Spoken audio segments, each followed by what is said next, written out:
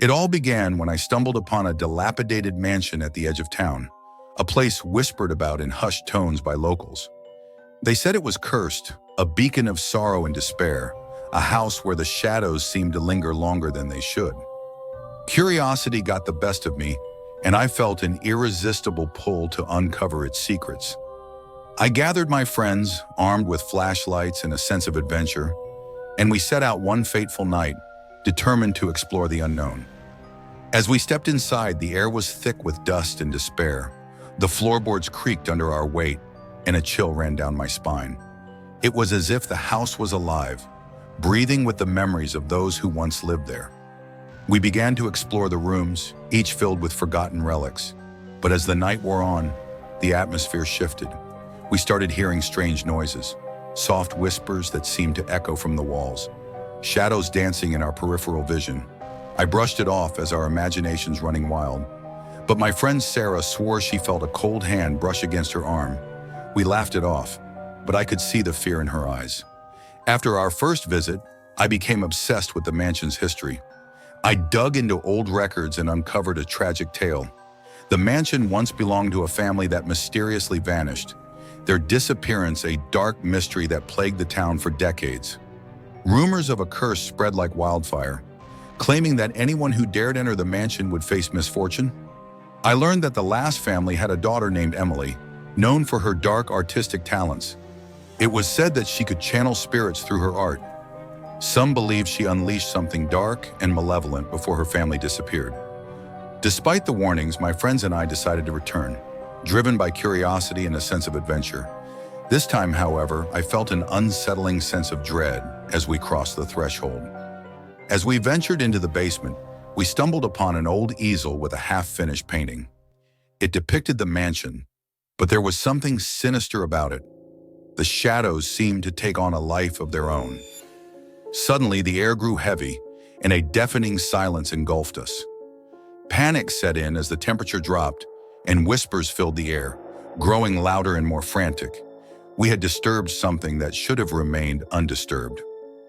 Heart racing, we fled the basement, but the door slammed shut behind us. We pounded on the door, and just when we thought we were trapped forever, it creaked open, revealing a swirling mist that seemed to beckon us back into the darkness. We stumbled out of the mansion, breathless and terrified.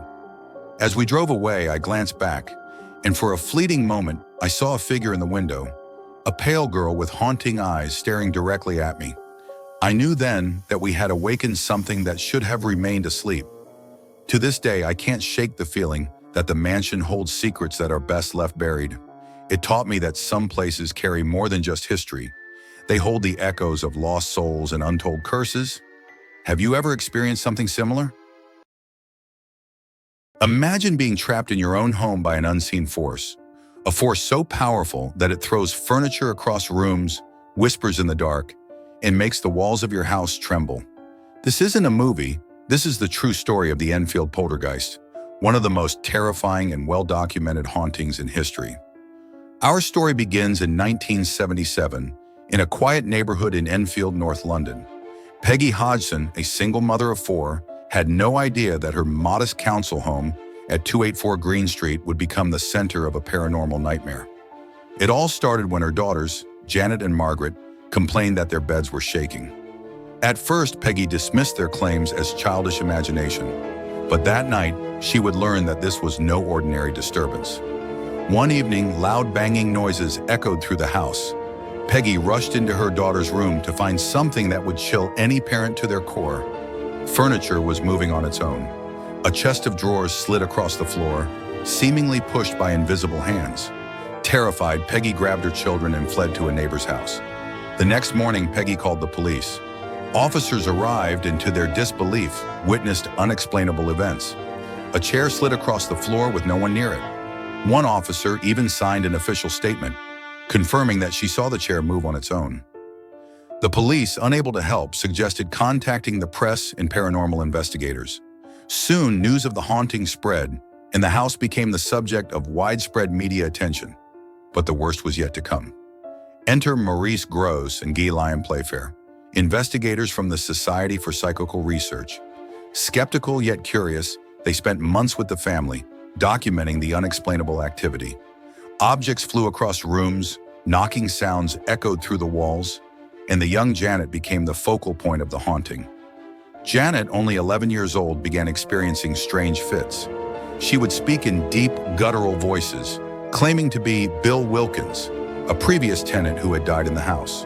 What's even more terrifying, her voice seemed to come from the back of her throat, and her body would contort into unnatural positions. Over 30 witnesses, including journalists, neighbors, and paranormal researchers, reported strange occurrences. Some saw Janet levitate off her bed. Others heard disembodied voices, and more than once, items were thrown at high speeds across the room. One journalist even captured a chilling photograph of Janet suspended midair, as if being thrown by an invisible force. Despite the overwhelming evidence, skeptics believed the girls were playing a prank. Some claimed that Janet was caught bending spoons or faking the voice of Bill. But the strange occurrences continued for over a year, long after the family was accused of faking the hauntings.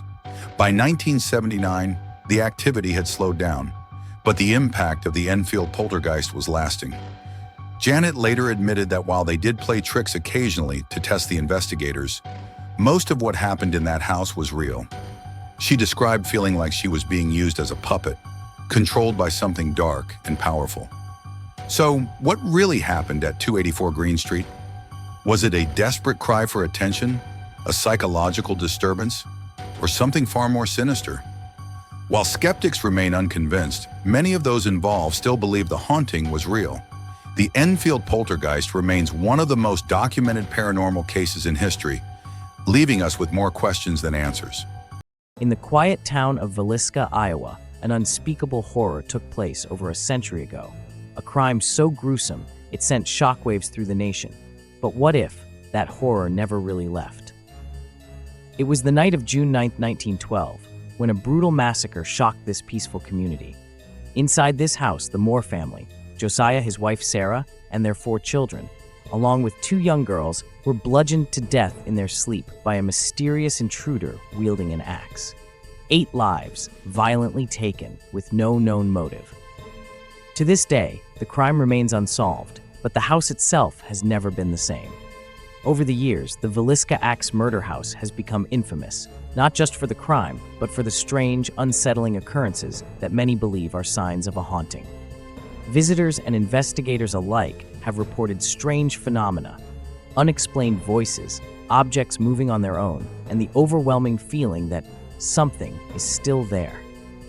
Many say the most active area is the children's room, where the laughter of ghostly children can sometimes be heard, along with faint whispers. Some claim they've seen shadowy figures lurking in the corners, watching them from the darkness. EVP recordings have captured chilling voices. One even says, "Why did you do this?" A question that has haunted the house since that fateful night. Some believe the spirits are trapped, unable to leave the house where their lives were so violently ended. Others think it's not the victims who haunt the house, but the killer.